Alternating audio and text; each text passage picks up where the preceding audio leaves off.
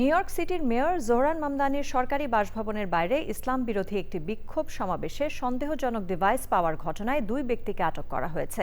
এ ঘটনায় ব্যাপক চাঞ্চল্যের সৃষ্টি হয়েছে।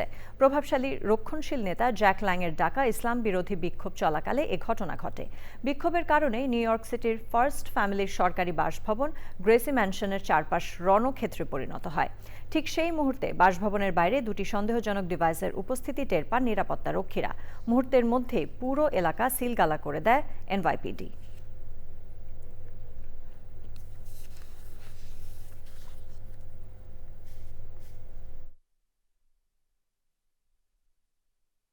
lit and threw an ignited device toward the protest area, landing in the crosswalk of East 87th Street and East End Avenue.